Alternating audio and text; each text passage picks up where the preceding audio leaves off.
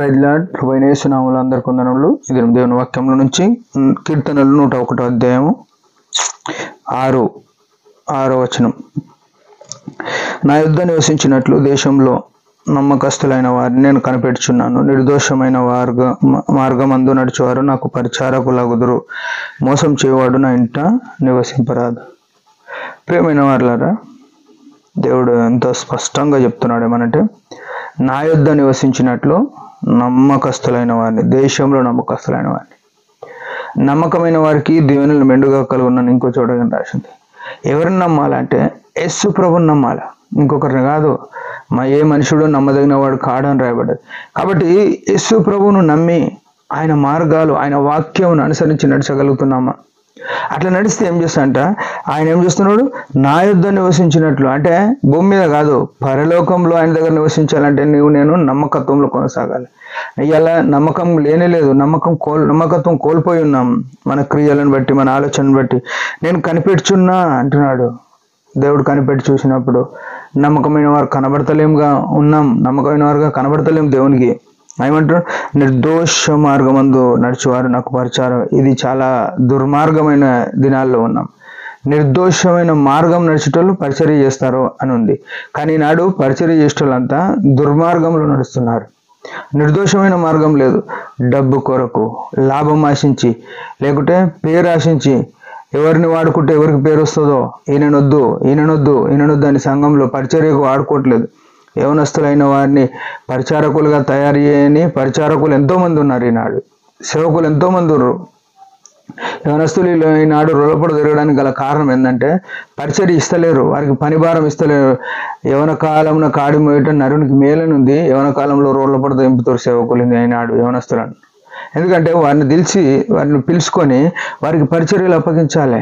దేవుని పనిలో పాటలు పాడేవారిని, వాక్యం చెప్పేవారిని ఇట్లా చేస్తే వారు ఎటు పోరు. కానీ ఆ పరిచర్య లేకుండా మీరు పరిచర్య చేయండి ఏమనంటే ఏమంటారు, మేము బ్రౌన్లో పాయకాన్లు ఎత్తినామని. అదేమన్నా డ్యూటీ అయ్యేమి, అదే చెప్తుంటారు. అది ఆ టైంలో తరబీదు అట్లా ఇచ్చినాడు, మరి ఇప్పటికైనా పాయకాన్లు ఎత్తిపిస్తారా? అదిగానే చేయండి, తప్పేం లేదు కదా. పరిచర్య ఇచ్చి చేయాలి. అట్లా చేస్తలేరు ఈనాడు. ఎట్లా చేస్తారంటే, మేము అట్లా ఎత్తినాం కాబట్టి మీరు అట్లనే ఉండండి అని దూరం దోసేసి దేవుని మందిరంలో కలుపుకొని పరిచర్య చేసే కాపరులు, సేవకులు లేకుండా పోయినారు ఈనాడు.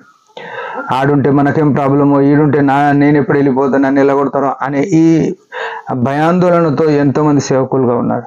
ఒక అభద్రత భావంతో సేవకులు కొనసాగుతున్నారు. కానీ దేవుని నమ్ముతలేరు.